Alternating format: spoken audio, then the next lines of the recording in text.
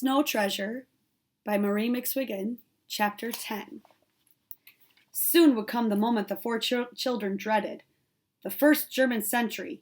Père Garçon said the Nazis were on their way to the town, but the children had not seen them.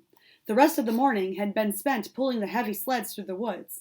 They had to go almost all the way back to Ryswick before they could begin to toboggan down the mountain. What would happen? What if the Nazis refused to allow them to go on? What if somehow they suspected and began to search the sled? Peter wouldn't let himself think of what might happen. He made up stories about the four of them. They were Vikings, and their sleds were Viking boats.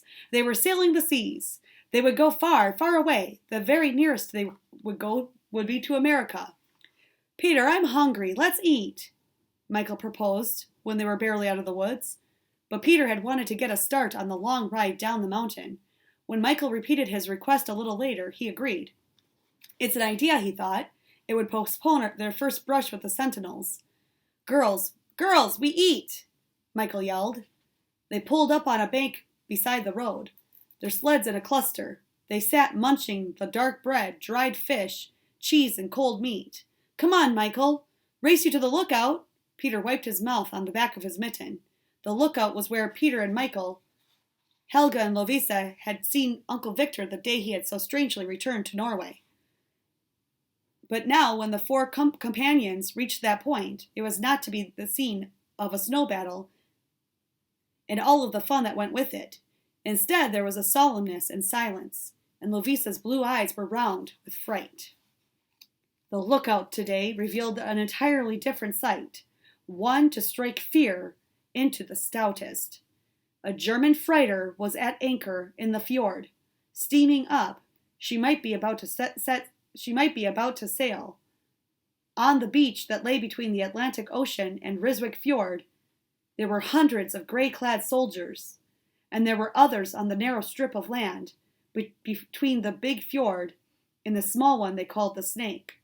They were unloading enormous supplies because the snow was covered with bales, boxes, crates, and drums. Rifles were stacked in neat rows, and up and down the beach in front of the fishing pier, sentries were goose-stepping while their companions worked. Whew! Peter drew off his cap to wipe his forehead, and now Lovisa was not the only one to be afraid. Fear looked out of all eyes. It was Helga who made them brave again. "I'm not afraid of any goose-step." She shook her curls that hung like sausages from under her hood. "What's there to be afraid of?" "Come on, then." Peter straightened his shoulders. He drew his sled away from the others. "Let's go." "Look!" Peter could not take his eyes off the beach. Soldiers marching right up their sled track. "How will we ever get down?" They turned back to the sight below. Michael was right. A company of men had started up the only road that led from the sea to the mountain. "We could hide till they passed," Lovisa urged. "Or go down over the rocks," Michael suggested. "But what do we do with our sleds?" "We couldn't take them down that way," Peter replied. "We'll have to meet them sometime," Helga said. "It might as well be now as later. It might as well be now as later." "Right," Peter answered. "Uncle Victor said they were to see us today on our sleds. If we sail right into them, they'll see us for sure. Come on. Keep to the side and try not to spill any of them. Try not to spill any of them, for that'd be bad for us." He fell face down on his sled.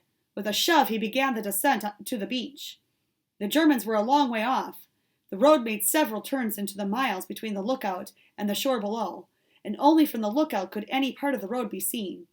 So there was no way to tell if the Germans would turn off before they met them. "Maybe they're not coming all the way," Peter told himself. "Maybe they'll turn aside." But when he rounded the slope's last bend, he had no such hope. Directly in front was a company of gray-clad, goose-stepping soldiers. Even on the glassy surface, their legs hung out straight as rods. Peter had no way to stop himself, and now he found he was headed right into the middle of them. He let out a war whoop, a warning he was coming, but the Germans were directly in his path. He didn't see how he could avoid knocking them down like 10 pins. He was going to spill them, all right. Try as he might not to. It was the worst possible thing he knew. Near at hand, these grim gray marching soldiers towered like giants to the boy on his sled. Down he flew, faster, faster. At 100 yards, He swerved toward the bank to avoid knocking down a whole row of men. A voice was barking a command in German, and the company took 3 steps to the side and out of Peter's path. His swerve drove him into the bank and stopped him as he had not dared to hope. But he had already passed the first of the troops. Only their quick side march had saved a collision. He raised his eyes from the snow. He was looking into the smiling face of a German infantry captain. "I turned my men aside," he spoke in Norwegian. "It is not right that we spoil your sledding. When I was a boy, I liked nothing better than sledding."